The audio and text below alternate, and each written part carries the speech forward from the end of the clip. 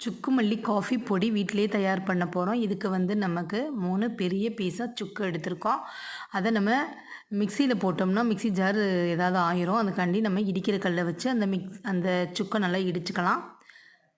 சுக்கை இடிச்சிட்டு மிக்ஸி ஜாரில் சேர்த்துக்குவோம். 3 ஸ்பூன் அளவு மல்லி சேர்த்துக்குவோம். 1 ஸ்பூன் அளவு மிளகு சேர்த்துக்குவோம். இது வந்து சளி பிடிச்சிருந்தாலும் தழுமம் பிடிச்சிருந்தாலும் சரி, இந்த மாதிரி நம்ம தலைவலி பாரமாக இருந்தால் இந்த மாதிரி சுக்குமல்லி காஃபி வீட்லேயே நம்ம தயார் பண்ணி குடித்தோம்னா உடனே கேட்குங்க.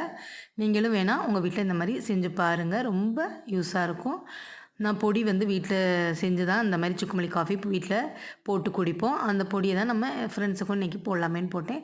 2 டம்ளர் தண்ணியை கொதிக்க வச்சு அதில் 2 ஸ்பூன் அளவு இந்த பொடியை சேர்த்து 2 ஸ்பூன் அளவு நாட்டு சக்கரை சேர்த்து நல்லா கொதித்த உடனே 2 டம்ளரில் வடிகட்டி குடிக்க வேண்டியதாங்க. சூப்பரான சுக்குமல்லி காஃபி வீட்டிலே ரெடி பண்ணியாச்சு. நீங்களும் செஞ்சு பாருங்கள். Thank you friends.